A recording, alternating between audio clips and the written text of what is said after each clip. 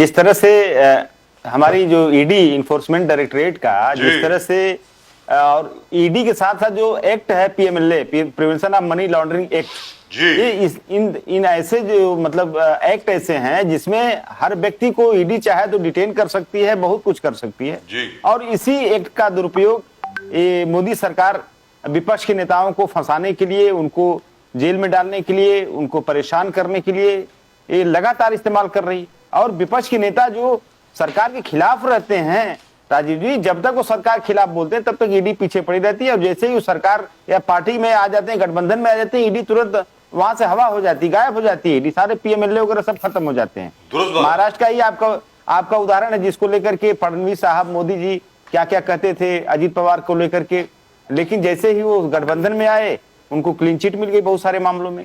तो इस तरह का चीज अगर ईडी कर रही है सेंट्रल गवर्नमेंट कहने पर, तो ये मुझे लगता है कि ये इतना ज्यादा दुरुपयोग एजेंसियों का ठीक नहीं है। और देखिए जुडिशरी में भी एक इस तरह का, अगर कोई जज इतना बड़ा अगर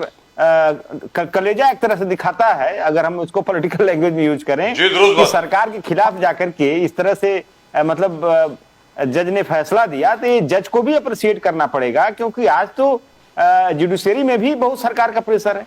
और जिसको लेकर के आपको याद होगा 4 जजों ने किस तरह से पीसी की थी, जस्टिस चिलमेश्वर, जस्टिस रंजन गोगोई, जोसेफ कुरियन, इस तरह के 4 जजों ने सरकार के खिलाफ, मतलब सुप्रीम कोर्ट के खिलाफ, जो उस समय के जो तत्कालीन सीजेआई थे जस्टिस दीपक मिश्रा। तो इस तरह की प्रेशर पॉलिटिक्स मुझे लगता है कि जुडिशरी पर भी है।